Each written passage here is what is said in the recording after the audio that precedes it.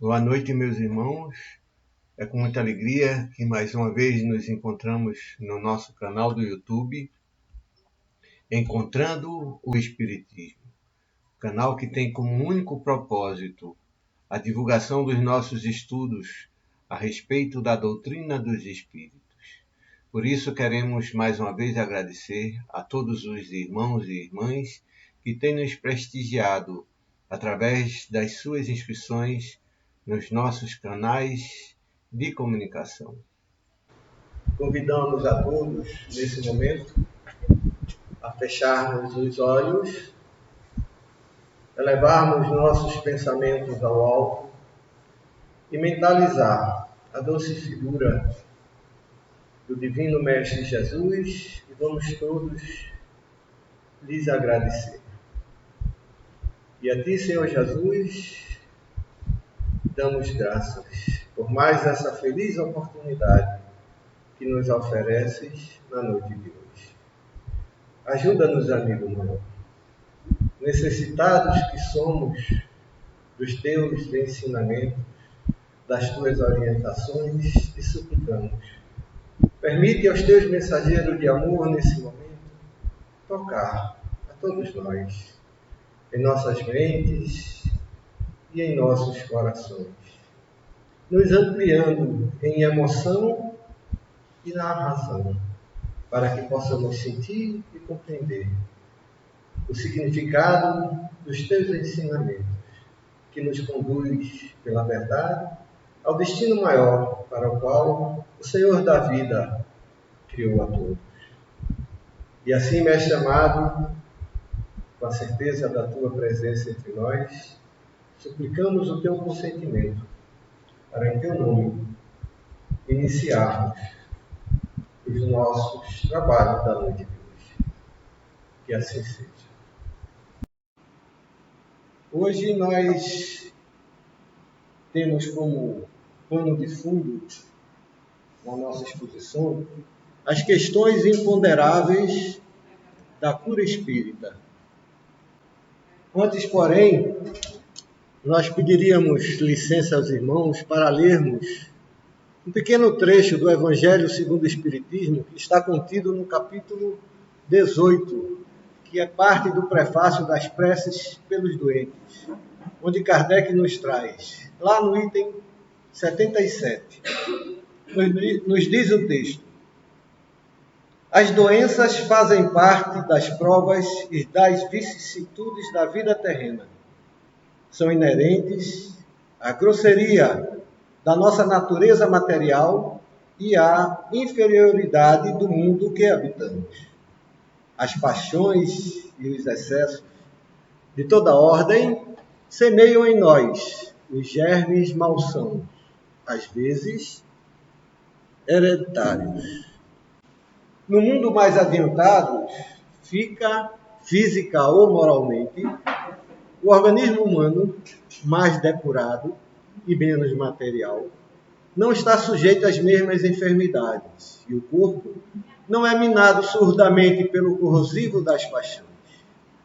Temos, assim, de nos resignar às consequências do meio onde nos coloca a nossa inferioridade, até que mereçamos passar a outro. Isto, no entanto, não é de modo a impelir que, esperando tal se dê, façamos o que de nós depende para melhorar as nossas condições atuais. Se, porém, malgrado os nossos esforços não o conseguirmos, o Espiritismo nos ensina a suportar com resignação os nossos passageiros males. Se Deus não houvesse querido que os sofrimentos corporais se dissipassem ou abrandassem em certos casos, não houvera posto ao nosso alcance meios de cura. A esse respeito, a sua solicitude, em conformidade com o instinto de conservação, indica que é dever nosso procurar esses meios e aplicá-los.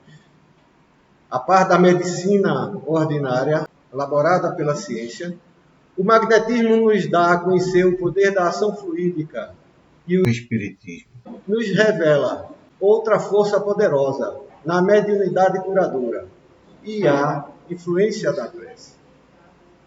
Daí as palavras iniciais do Evangelho segundo o Espiritismo, contidas lá no capítulo 18, para a nossa reflexão inicial.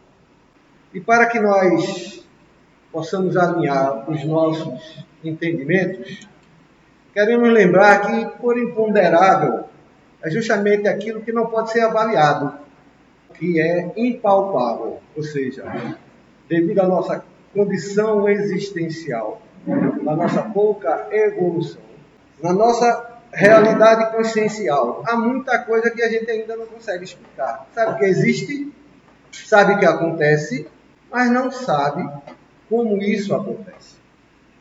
Essa é a parte imponderável da cura espírita, que todos nós conhecemos. Já existir, e não é dos dias de hoje, nem muito menos depois do advento do Espiritismo, mas sim desde os primórdios da existência humana, que essa cura sempre existe.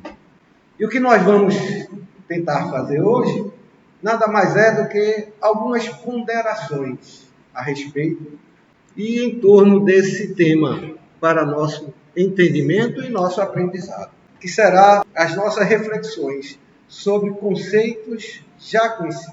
Não estamos trazendo absolutamente nada de novo, ou tampouco desconhecido, pelo contrário, está tudo na codificação espírita, exposto para quem quiser aprender, e quem quiser ir buscar.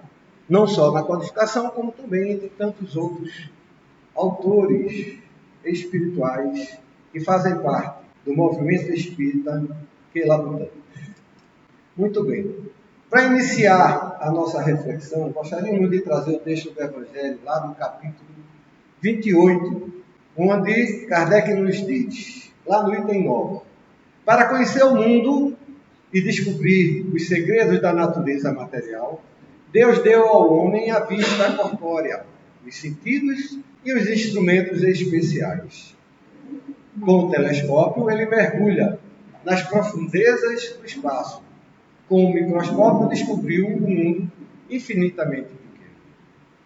Ou seja, é o homem, na medida do evoluir, já conseguindo ponderar, ou medir, ou avaliar coisas que antes simplesmente não conseguia, como infinitamente distante ou como infinitamente pequeno. Hoje, as curas espirituais, elas são imponderáveis, ou existem muitas coisas imponderáveis, mas devido à nossa falta de conhecimento. Dia virá e que essas situações passarão a ser palpáveis e tão concreto como qualquer uma outra realidade. Mas continua Kardec dizendo, e para penetrar o invisível, deu-lhe a mediunidade. Ou seja, o que nós dispomos hoje, na verdade, e que é pouco entendido, pouco estudado, lamentavelmente, para lidar com essas questões imponderáveis, nada mais é do que a condição mediúnica, que faz parte de cada criatura, que muito diferente do que muita gente imagina, ser uma coisa diferente, uma coisa espetacular ou sensacional, é uma questão pura e simplesmente natural, pertinente a cada ser. Mas Silvio, você está dizendo que todo mundo é médium? Sim. Que, aliás, não sou eu que digo, é o próprio Kardec e os vários autores espirituais. Existem, na verdade, muitas das vezes, é um entendimento trocado a respeito dessas informações. Kardec diz, com todas as letras, que nós todos somos médicos. E não há como refutar essa questão. E que muitos autores, como Emmanuel, como André Luiz, dizem a todo momento, a todos os instantes, em todas as suas obras, que todos nós somos médicos. Mas continuemos com as nossas ponderações. E a primeira ponderação que nós queremos colocar, ou fazer conosco, é a respeito de uma realidade que existe desde os primórdios, que não há nenhuma novidade, que é a questão da obsessão. A obsessão, que é a influência negativa, perniciosa, de um ser sobre o outro, seja encarnado ou desencarnado, é uma realidade que a humanidade lida com ela desde os primórdios. E está lá no registro da própria história humana. Basta os irmãos quererem ir buscar. E na doutrina dos espíritos, trazida por Kardec, ou codificada por Kardec, Kardec nos diz: os espíritos maus pululam em torno da Terra, em virtude da inferioridade moral de seus habitantes. Ou seja, a Kardec nos dizendo claramente que nós sofremos das questões obsessivas desde os primórdios das nossas existências, ou da nossa existência humana, como queiram, devido à condição inferior que o próprio ser encarnado se encontra. Isso não há como refutar. Isso é uma realidade. E continua Kardec nos dizendo: a ação malfazeja que eles desenvolvem faz parte dos flagelos com que a humanidade se vê a braços nesse mundo. A obsessão, como as enfermidades e todas as tribulações da vida, deve ser considerada como expiação ou prova. Está lá no Evangelho segundo o Espiritismo, no capítulo 18, no item 81, para quem quiser consultar e verificar o texto. Então, meus irmãos, uma realidade imponderável, embora inconteste, que nós lidamos desde que o homem é homem, é a obsessão. Não podemos fugir dessa realidade. Está lá registrado na própria história humana, não é ideia nova, não foi o Espiritismo que trouxe essa realidade. Apenas o Espiritismo esclareceu, é diferente. E outra realidade imponderável, embora saibamos que exista, é a desobsessão, que, assim como a obsessão, sempre foi realizada, desde o início da humanidade. No princípio, não tão bem entendida, não tão bem esclarecida.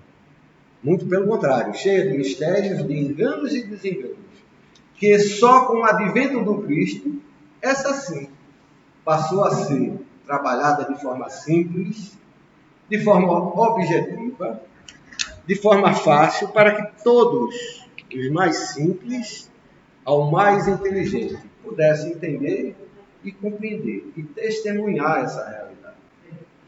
E só com o advento do Espiritismo, que essa sim passou a ser entendida, porque ela foi esclarecida, ela foi informada, ela é ensinada, ela é trabalhada. Mas não deixa de ser uma questão imponderável para nós. Por quê? Porque sabemos o que fazer, mas como fazer, dependemos dos espíritos. Sem os espíritos que fazem a parte imponderável, nós não conseguimos realizá-la. No máximo, sabemos que há necessidade premente da reforma interior. Reforma essa que depende de cada criatura, não existe uma fórmula. Então é uma questão imponderável, porque é uma coisa pertinente a cada um. Cada um tem uma história, cada um tem uma maneira de ser, cada um tem suas necessidades de mudança. E cada um aplica em si a sua reforma segundo as suas realidades e suas necessidades pessoais. E dentro desse entendimento, nós trouxemos as palavras de Kardec lá do capítulo 18 também, no item 81, quando Kardec nos diz: a tarefa se apresenta mais fácil, ou seja, não é uma tarefa fácil, desobsessão, embora habitualmente lidamos com ela todos os dias, né, dentro das casas espíritas, se apresenta mais fácil quando o obsidiado, compreendendo a sua situação, presta o concurso da sua vontade e da sua prece. Ou seja, tanto a obsessão como a desobsessão, sem a participação do irmão necessitado ou do obsediado, ela não acontece. Daí vi as questões imponderáveis, que não podemos avaliar. Podemos, no máximo, dar um norte. Orientar: olha, meu irmão, vamos por aqui. Temos que fazer isso, aquilo, outro, reforma íntima, trabalho de caridade. E é por isso, tantos de nós, muitas das vezes, precisa de 2, 3, 4, 5, 10, às vezes até mais tratamentos para podermos ter uma atenuação da realidade obsessiva. E como prova de que é uma realidade que existe desde os primórdios, nós trazemos 2 pequenos textos do Evangelho de Mateus, no capítulo 9, no item 32 e 33, que comprova a realidade da existência da obsessão desde os primórdios. No caso, pelo menos a época de Jesus. Mas sabemos que os livros ditos sagrados trazem o registro dessa existência. E nos conta Mateus, lá no item 32. Enquanto eles se retiravam, foi levado a Jesus um homem endemoniado, que para nós sabemos ser obsediado, que não podia falar. E no item 33, Mateus nos diz: quando o demônio foi expulso, o mudo começou a falar. A multidão ficou admirada e disse: nunca se viu nada parecido em Israel. E está aí a prova contundente que não veio da doutrina espírita. Quem quiser consultar é só pegar qualquer Bíblia, de qualquer religião, de qualquer origem, a não ser que tenham arrancado a folha. As palavras e o registro de Mateus da realidade obsessiva existir desde aquela época. Então, não existe nada de novo na realidade obsessiva. O que existe de novo é a forma de lidar com essa realidade, de forma objetiva, de forma clara, de forma simples, de forma evidenciada, orientada, para que aí, então, cada um, dentro da sua realidade, aí possa se tratar e se melhorar. Ainda dentro das nossas ponderações sobre as questões imponderáveis da cura espírita, nós trouxemos uma parte do livro A Gênese, lá do capítulo 14, que tem como título Efeitos da Ação Fluídica. Nos diz Kardec: como se há visto, o fluido universal é o elemento primitivo do corpo carnal e do perispírito, os quais são simples transformações dele. Mas se isso é uma coisa imponderável, mas nós não sabemos se é verdade ou se é fato. E agora? Podemos até não aceitar, podemos até não acreditar. Entretanto, se trata da codificação do Espírito de verdade, espíritos que vieram, em nome de nosso Senhor Jesus Cristo, trazer as informações necessárias ao homem compreender a sua realidade moral e intelectual. E há, desde o princípio da codificação, informações que, ao longo do tempo, vêm sendo reveladas. E essa questão do fluido é uma delas, que ainda não constatamos, não conseguimos provar, ou não conseguimos constatar, pelo menos. Mas, ao menos, o homem de ciência já começa a desconfiar, como veremos mais adiante. E continua Kardec: pela identidade da sua natureza, esse fluido condensado no perispírito pode fornecer princípios reparadores ao corpo. O espírito encarnado ou desencarnado é o agente propulsor que infiltra num corpo deteriorado uma parte da substância de seu envoltório fluídico. Ou seja, é Kardec nos trazendo a informação que é o fluido universal, que diferentemente do que alguns de nós imaginam ser como a matéria primordial que dá origem a tudo, e não é. Infelizmente existe uma falta de atenção tremenda para uma doutrina maravilhosa como a nossa. Que o fluido universal é fluido, como a matéria é matéria, e como o espírito é espírito. Palavras de Kardec, não sou eu que estou dizendo, é só ir buscar lá no livro dos Espíritos. E por entender, muitas das vezes, de forma errônea ou superficial, aquilo que Kardec diz na Gênese, imaginamos ser o fluido universal a matéria primeira que dá início a tudo. E repito, não é. O fluido é o que liga o princípio material ao princípio espiritual. É fluido como a matéria é matéria e o espírito é espírito. Palavras de Kardec, não são minhas. Qualquer dúvida, fica o livro dos Espíritos para consulta. Mas continuemos nas questões imponderáveis da cura espírita. A cura se opera mediante a substituição de uma molécula malsã por uma molécula sã. O poder curativo estará, pois, na razão direta da pureza da substância inoculada, mas depende também da energia da vontade que, quanto maior for, tanto mais abundante emissão fluídica provocará, e tanto maior força de penetração dará ao fluido. Eu não sei se os irmãos conseguem perceber, mas para mim está muito claro. É Kardec falando de uma questão imponderável, que depende de cada um. não pode ser medido, porque é proporcional e diretamente à condição existencial do pensar, do sentir e do viver de cada um, que é a condição do pensamento, que é a condição do sentimento, que é diretamente proporcional à condição evolutiva de cada ser. Ou seja, dependendo da sua vontade ou da fé daquele que lhe cura, seja ele médium, seja ele espírito, os resultados serão mais eficazes ou não. Ou seja, é Kardec nos dizendo que, se tiver fé do tamanho de um grão de mostarda, podereis mover montanhas. Em outras palavras, atualizando para os nossos dias de hoje, dizendo as mesmas coisas que Jesus nos disse há 2000 anos atrás. E que nós não sabemos escutar, ou não buscamos entender, ou achamos que é coisa piegas, uma coisa de religiosidade excessiva. Mas Kardec não está falando de outra coisa, que aliás é o que ele nos traz dos espíritos superiores. Porque a vontade pura é que transmite o fluido puro. A vontade impura, trocada por interesses, por objetivos escusos, é qual uma medicação. Eu não sei se vocês estão entendendo isso, mas para mim é o que o texto está dizendo. Igual a uma medicação alterada, que em vez de curar, prejudica. Ou seja, não basta só a vontade ajuda, mas é preciso se ter fé. E sobretudo que essa fé seja fundamentada na verdade. Qual verdade? A de Jesus, que é igualdade, simplicidade, amor, desinteresse, abnegação. Percebem? Isso é uma questão imponderável, que vai depender exclusivamente de cada um de nós. É ou não é a vontade uma questão imponderável? Como podemos avaliar a vontade de um ou de outro? Muito menos o do médium ou do espírito. Mal sabemos avaliar a nossa, mas existe e é um fato.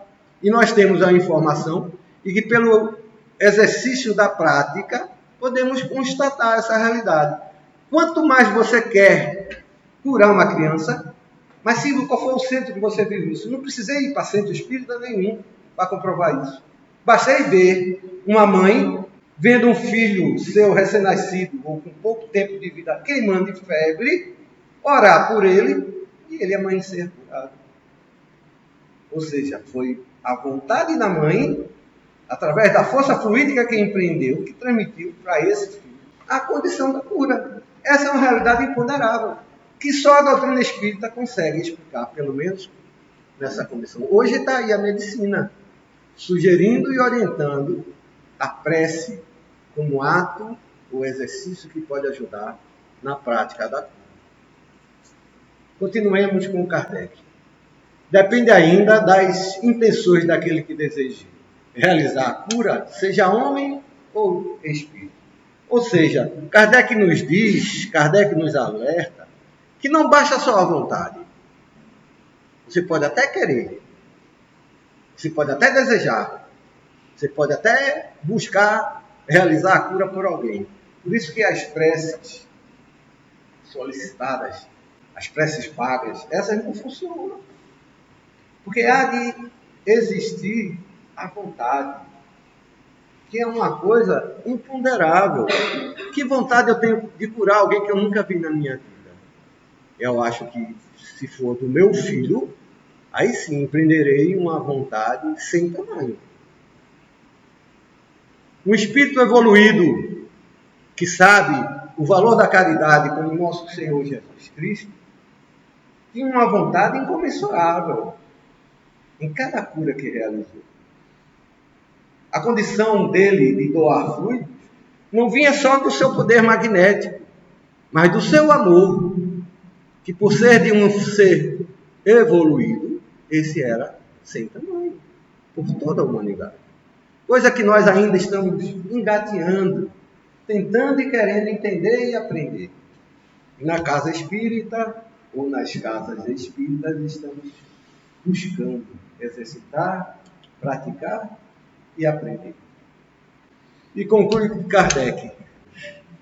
Os fluidos que emanam de uma fonte impura são quais substâncias medicamentosas alteradas. Ou seja, se minha intenção não for a das melhores, eu posso até permitir o fluido. Se minha vontade existir de ajudar alguém, eu posso até eventualmente conseguir. Mas se a minha intenção por trás dessa vontade não for salutar, não for pura, sinto muito. O fluido que eu vou transmitir, a influência que eu vou gerar, vai ser igual uma medicação alterada. Em vez de curar, eu posso prejudicar. Por isso, tantos de nós estamos aí nas casas espíritas, fazendo um tratamento após o outro. Lógico que existe a questão do merecimento, questão kármica, todos nós sabemos disso. Mas que a misericórdia divina existe e é para todos. E que, segundo a sua fé e o seu merecimento, nós, segundo Jesus Cristo, podemos mover verdadeiras montanhas. E que tudo depende da nossa fé, que é a nossa vontade, na crença daquilo que pode vir a acontecer, como o Paulo já nos ensina. Ainda, a respeito da temática das questões imponderáveis da cura espírita, nós fomos buscar na obra Ciência Espírita de Herculano Pires. Herculano Pires, segundo Emmanuel, através de Chico Xavier, nos disse que, simplesmente, que Herculano Pires foi o método que melhor pediu Kardec. E ainda mais, que ele, até então, era a maior inteligência espírita contemporânea. Ou seja, nós somos apenas meros aprendizes da doutrina espírita diante de um Herculano Pires.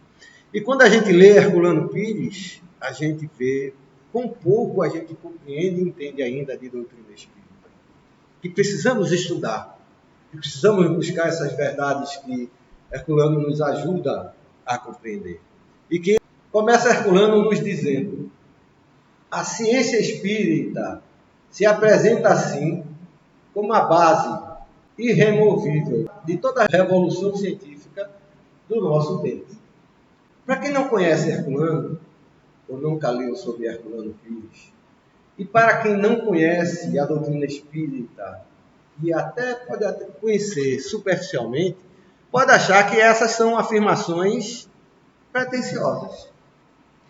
Ou quem sabe de um fanático, achando que a ciência humana tem por base toda a revelação espírita. E insisto, precisamos estudar, precisamos compreender a doutrina espírita, precisamos buscar Herculano Pires para alcançar muitas informações. Aceitem ou não, compreendam ou não.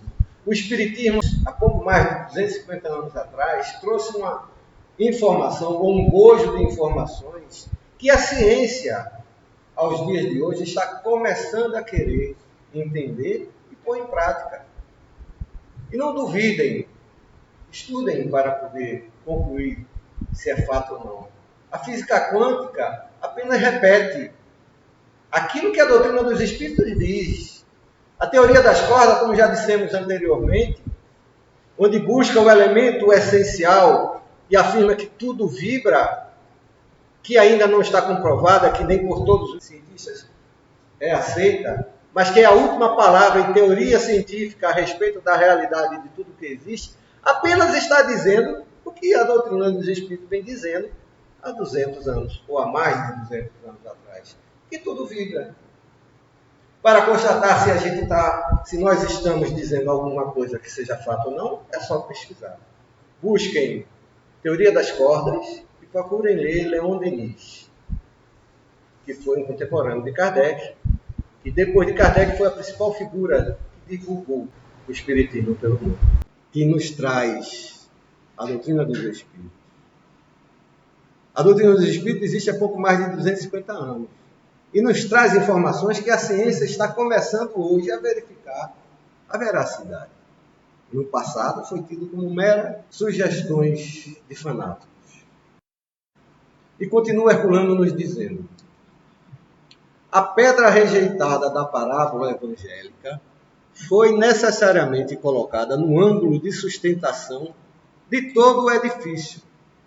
Ou seja, Herculano está dizendo, de forma bem objetiva, que as parábolas que Jesus nos trouxe não foi mera estratégia pedagógica de um professor que buscava ensinar a uma humanidade tão rude como éramos nós há 2000 e poucos anos atrás. Mas sim, um instrumento pedagógico. Foi sim um instrumento pedagógico utilizado por Jesus. Mas é também, como bem diz ele, a pedra colocada no ângulo de sustentação. E busquem toda a verdade do Cristo, que elas estão incutidas através das suas parábolas. Busquem a ciência humana nos últimos séculos, que vão encontrar toda a sua evolução anunciada e predita pela doutrina dos espíritos e pelos espíritos depois de Kardec. Com Kardec e pós-Kardec. E são as parábolas de Jesus, a força interior, imponderável, que nós não conseguimos alcançar devido à nossa condição ainda bastante involuída para alcançar toda a verdade e amplitude que o Mestre Jesus nos trouxe. O primeiro é amar a Deus sobre todas as coisas e ao próximo como a si mesmo. É ou não é a parábola evangélica num ângulo propício, dando um dos maiores ensinamentos que o Mestre Jesus nos trouxe como realidade existencial para a nossa evolução? E é preciso entender, é preciso ler Herculano para poder compreender essas nuances e muitas outras, para podermos assim começar a alcançar, como bem disse Emmanuel, a medição que Herculano fez a respeito de Kardec. Nunca foi tão feliz com essa expressão. O homem, nós, seres comuns, é que não conseguimos perceber isso. Isso que chamava 2000 anos atrás, ainda tentando aprender o que Jesus nos trouxe. A palavra da parábola evangélica nada mais é do que a condição ou a estratégia pedagógica utilizada por um ser superior para ensinar a seres atrasados como nós verdades superiores que conduzem à realidade universal. E nós estamos tentando querer entender hoje essa realidade. Busquem ver se atrás, ou por base, ou por condição sine qua non, as parábolas de Jesus não traduzem todos os ensinamentos que ele nos trouxe. É isso que Herculano Pires está nos dizendo. E nós não entendemos isso. Achamos que, muitas das vezes, as parábolas de Jesus são apenas, como disse, ferramentas pedagógicas para ensinar o ensinamento. Não. É também, mas não é só isso. São as verdades maiores que o Cristo trouxe para nos ensinar. Nós é que estamos demorando a entender isso. Passamos só 2000 anos. Mas diante da eternidade, quem sabe daqui a 2000 anos consigamos compreender essa realidade. Depende só de nós, depende de cada um. Como depende a nossa cura. E continua Herculano nos dizendo: porque toda a solidez da matéria depende da fluídica do espírito. E a matéria acaba se revolvendo em pura dinâmica espiritual. Ou seja, Herculano Pires está nos dizendo que a matéria, ou a solidez da matéria, depende da fluídica do espírito. Muito bem, mas Silvio, onde é que a matéria depende do espírito? Há os que não acreditam no espiritismo, há os que não acreditam sequer em espírito, e estão aí vivenciando. E eu insisto, não é o desconhecimento da lei que nos torna isento da influência dessa lei. E a dinâmica dos fluidos, ela existe não só do mundo espiritual para o mundo material, mas no nosso próprio mundo. Tudo, para funcionar, depende da dinâmica dos fluidos. Observe como é rico e como é profundo o que Herculano Pires nos traz. Nós perguntamos, o que é que funciona no nosso mundo que não depende da dinâmica dos fluidos?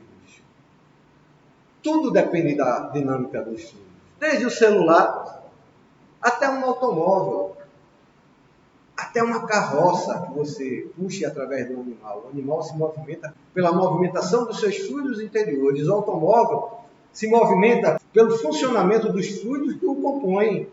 Não é a matéria por si só que se movimenta. Não é o celular material que permite a nós a comunicação entre um e o outro através deles. É a dinâmica dos fluidos magnéticos que nos traz a condição do funcionamento dos equipamentos para que esses funcionem. Um automóvel é um exemplo mais prático que podemos ter. Desde combustível até a água do radiador, o fluido do freio e todos os fluidos que eu compõem, o ar-condicionado, o que você imaginar. Tudo depende da mecânica do fluido, do impulso desse fluido. Os nossos carros, sem os fluidos que os movem, não sairiam do lugar. E aí eu não estou falando só do combustível, não. Estou falando de toda a realidade fluídica, como a água do radiador, o óleo do motor. E toda a realidade que movimenta e mobiliza, seja através do gás, seja através do líquido. A matéria também o é. E o fluido a qual Herculano Pires se refere é a fluídica do espírito. É o espírito que impulsiona. São os fluidos que emanam, que põem diante da nossa condição material a propulsão que precisamos para nos movimentar. Os fluidos mentais, os fluidos sentimentais, os fluidos espirituais e os fluidos semimateriais, por que não citá-los? Assim é a realidade espiritual. É a influência fluídica espiritual que nos dá a condição dinâmica de existir e de nos manifestar e experimentar a vida como nós a experimentamos. Então, meus irmãos, nós ainda estamos lidando com a matéria, a maioria de nós, por uma condição que nós não podemos negar. Muitas das vezes nos colocamos de joelho dentro dessa realidade, mas muitas vezes não porque a razão nos impõe ou nos diz, mas porque não nos resta outra opção. Mas é assim que acontece com a maioria de nós.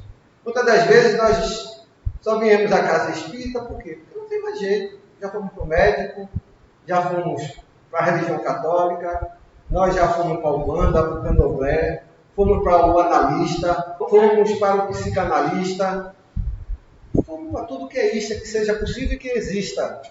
Como não tem mais opção, é o espírito empurrando, através da sua fluídica, a matéria, para a compreensão da realidade. E aí está um verdadeiro sentido de realidade pedagógica para que a gente possa aprender a condição existencial que nós nos encontramos. E como demoramos para entender isso? Uma realidade que é concreta, uma realidade que é objetiva, uma realidade que é nua, crua, que existe desde que a humanidade é a humanidade. Nós não podemos deixar de nos incluir nela. Estamos ainda considerando imponderável. Mas é imponderável porque a gente não consegue alcançar a sua realidade. É impalpável porque não conseguimos ainda entender a sua dinâmica. Sabemos que ela existe. Ela está distante de nós porque a nossa evolução ainda se deu apenas do lado intelectual, dentro dos limites de cada um, para entender e racionalizar essas verdades. A nossa moralidade ainda está muito aquém da realidade existencial que nos espera. Todos nós um dia alcançaremos essa realidade, incondicionalmente, desde que evoluamos intelectual, mas sem exceção, o moral. Porque o moral é que nos possibilitará que nos dará a condição do uso do aprendizado intelectual que nos proporcionará novos aprendizados, novos alcances de novas verdades. A compreensão das verdades espirituais. Realidades essas que nos foram trazidas de forma muito simples pelo maior pregador que a humanidade teve em sua história, nosso Senhor Jesus Cristo. E que nós, meros ignorantes, não demos a devida atenção.